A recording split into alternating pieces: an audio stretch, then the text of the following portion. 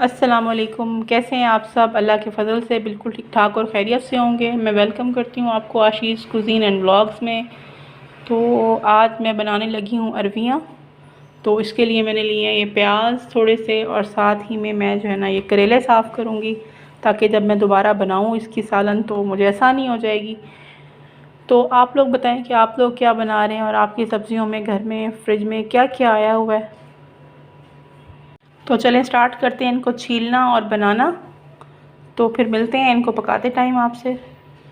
ارویاں میں نے کاٹ لی ہیں، ان کو دھو لیے، اب اس کو اچھی طرح سے خشک کر لیں گے۔ خشک کرنے کے بعد میں اس کو کاٹوں گی، اور ہم جلدی سے جو ہے نا پیاز کاٹتے ہیں، چھیل لیتے ہیں ان کو جلدی سے، اور تب تک یہ خشک ہو جائیں گی۔ بسم اللہ الرحمن الرحیم۔ کڑھائی میں ڈالتے ہیں ہم ارویاں تاکہ یہ تھوڑی سی فرائی ہو جائیں۔ تو اس کو ہم فرائی کرتے ہیں، جب یہ فرائی ہو جائیں گی ہم ان کو کڑھائی سے نکال لیں گے، اور اس کے بعد پھر ہم پیاز کا مسالہ بنائیں گے، اور پھر اس کے بیچ میں شامل کر دیں گے۔ اس کو میں چلتی تھوڑی دیر میں یہ فرائی ہو جائیں گی۔ آپ لوگ مجھے کمنٹس میں ضرور بتائیے گا کہ آپ لوگ کس طرح سے اروی کا سالن بناتے ہیں۔ میرے گھر میں اسی طرح سے ہی پکتا ہے۔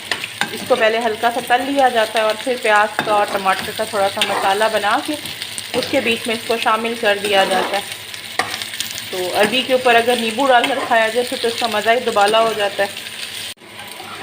ارویوں کو میں نے تل لی، اور یہ تقریباً تلی جا چکی ہیں۔ ہمیں اتنا ہی تلنا ہے ان کو۔ اب میں اس کو کسی برتن میں نکال لوں گی، اور اس کے بعد ہم اسی آئل میں، جو بچا ہوا آئل ہوگا، اس کے اندر مسالہ بنائیں گے۔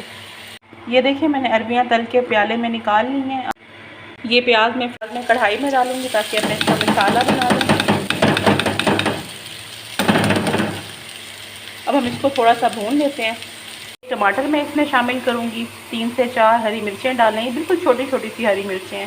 اور یہ مسالے میں ڈالوں گی 1 ٹی اسپون لال مرچ، تھوڑا سا زیرہ 1 ٹی اسپون، یا تھوڑا سا زیادہ بھی ہو جائے تو کوئی حرج نہیں ہے، اور تھوڑی سی ہلدی۔ اس میں ہلدی بالکل تھوڑی سی ڈلے گی۔ اگر آپ ہلدی کو تھوڑا سا زیادہ کر دیں گے تو کیا ہوگا کہ اروی کی جو شکل ہے نا ویسے بلیک کی طرف ہونی شروع ہو جاتی ہے، مطلب مینس کے ڈارک ہونے لگ جاتی ہے۔ 1 ہی ٹی اسپون ہم نے لینا ہے کرش کیا ہوا دھنیا، یہ بالکل باریک پاؤڈر میں نہیں ہے، یہ میں نے خود گھر میں کیا ہوا ہے، اور یہ 1 ٹی اسپون نمک۔ یہ دیکھیں میں یہ پیاز بھون رہی ہوں، اور اب میں آپ کو دکھاتی ہوں کہ میں نے اس میں کیا مسالے شامل کرنے ہیں اور کتنا ٹماٹر ڈالنا ہے۔ پیاز ہلکی سے ٹرانسپیرنٹ ہونے کی طرف جا رہے ہیں۔ اب میں اس میں شامل کر دوں گی ٹماٹر اور مسالے۔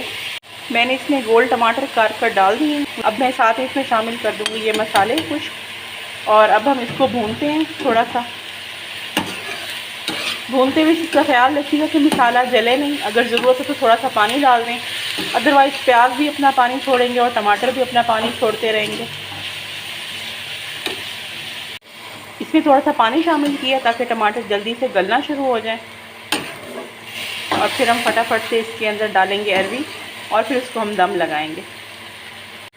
اس سٹیج پر میں نے اس میں ہری مرچیں شامل کی ہیں۔ ہری مرچیں ڈالتی بڑی خوبصورت سی، بہت پیاری سی خوشبو آنا شروع ہوتی ہے، اور یہ تیکھی والی مرچیں نہیں ہیں، بڑی مزے کی خوشبو والی مرچیں ہیں یہ۔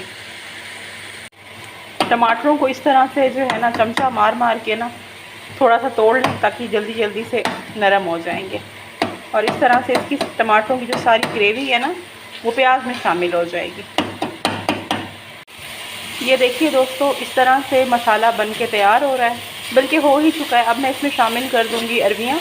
آپ یہ دیکھ لیں میں نے پیاز کو بالکل بھی نرم نہیں کیا، گلایا نہیں ہے کہ بالکل ایسے حلوہ سا ہو جائے، اس کو اسی سٹیج تک ہی رکھنا ہے۔ باقی جب ہم اس میں اروی شامل کریں گے تب بھی یہ گلے گا، یہ پھر بالکل نرم ہو جائے گا، اور جب ہم اس میں اروی شامل کریں گے تو تھوڑا سا پانی بھی ڈالیں گے تاکہ اروی ذرا سی اچھی سی نرم سی ہو جائے۔ یہ دیکھیے میں اس کے اندر شامل کر رہی ہوں ارویاں۔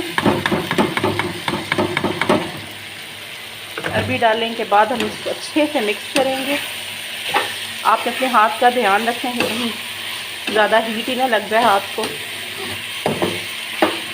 اس طرح کا اروی کا سالن آپ نے بنانا ہے، اور مجھے کمنٹس میں آپ نے ضرور بتانا ہے کہ آپ کو یہ ریسیپی میری کس طرح سے لگی ہے۔ پلیز میرے چینل کو لائک کیجئے، سبسکرائب کیجئے اور شیئر کیجئے فرینڈز اینڈ فیملی میں، اور مجھے موٹیویٹ کرنے کے لیے آپ اس کو لائک ضرور کیجئے۔ پانی ڈالنے کے بعد اب اس میں بوائل آنا شروع ہو گیا، اور اب میں اس کی آنچ کو بالکل ہلکا کر کے اور اس کو دم لگا دوں گی۔ یہ دیکھیں اس کے اندر کوئی لیس بھی نہیں ہے، میں نے اس میں پانی شامل کیا، کہیں آپ کو لیس نظر آ رہی ہو، قطعاً اس میں کوئی لیس بھی نہیں ہوگی۔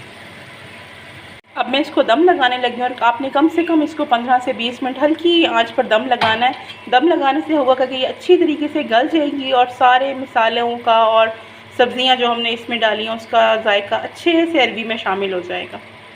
तो इसको दम लगाते हैं। ये देखिए जी, सालन पककर तैयार हो चुका है हमारा। बेहतरीन सी अरबी गल चुकी है हमारी। और ये देखिए, मैं आपको दिखाऊँ ये किस तरह से बिल्कुल नरम सी हो चुकी है। ये देखिए, हाथ लगाने से अब ये टूट रही है। ये मेरी फैमिली में ऐसी ही अरबी पसंद की जाती है, बिल्कुल नरम गली हुई और फ्रेश से कलर की। तो अब हम इसको डिश आउट करते हैं और आपको दिखाते हैं कि ये किस तरह से लगती है। नींबू निचोड़ कर फिर खाइएगा रोटी के साथ, इंशाल्लाह आपको ये बहुत अच्छी लगेगी।